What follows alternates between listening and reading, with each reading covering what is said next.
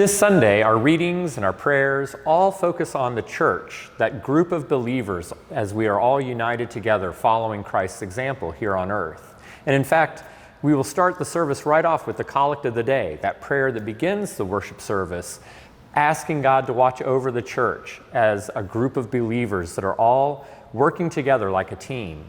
That will be followed in just a few moments then by the first reading, the reading from the epistles, where Paul, writing to the Romans, talks about the church as a body of believers, all with different roles, with different parts of the body, all that complement each other, but we don't reproduce each other. We don't absolutely do the same thing, that we have different jobs, different roles, different tasks, all coming together to advance the message of mercy and grace that Christ has in the world.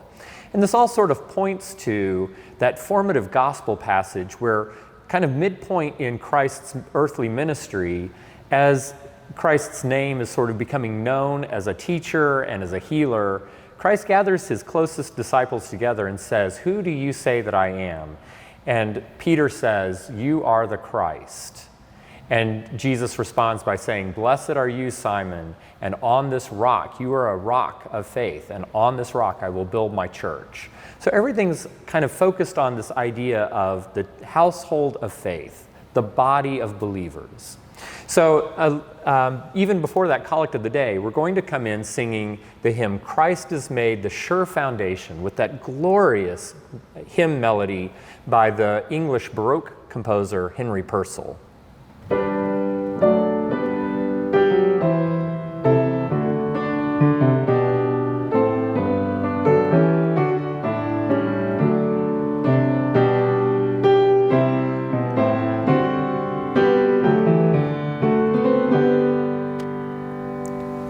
The opening voluntary, the prelude, will also be using that melody. It will be two movements from a larger work written by the Chicago-based composer Richard Prue that's a set of variations on that melody, Westminster Abbey.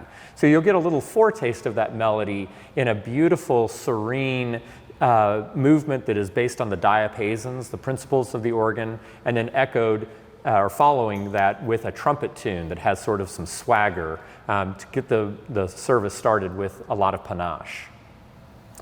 We will come back to the idea of St. Peter at the offertory anthem as the choir will be singing Benjamin Britten's Hymn to St. Peter. Benjamin Britten was a 20th century English composer, known mostly for his secular music, especially his operas, and The Young Person's Guide to the Orchestra, which many of us heard as our first introduction to orchestral music.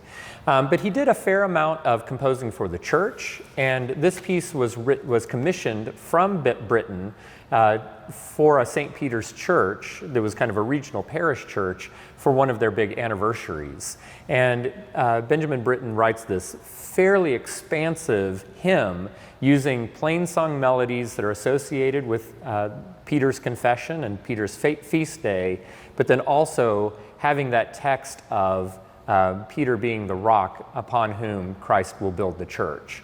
So a very fascinating and engaging, lively offertory anthem.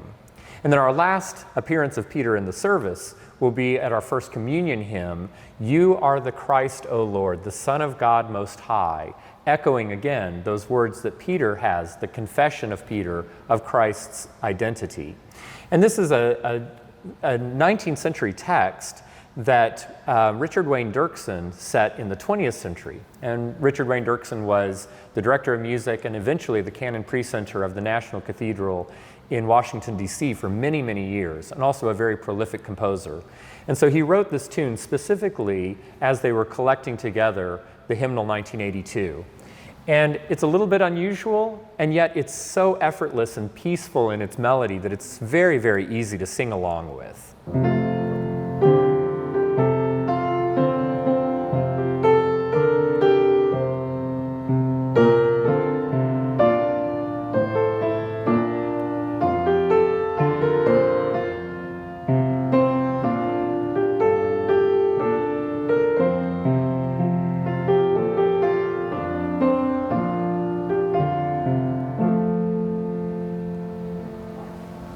So as we read and pray for and think about the collection of believers that we think of as the church, the members of Christ's body, we invite you to join us here at St. John's as we spread the love of Christ in the world around us.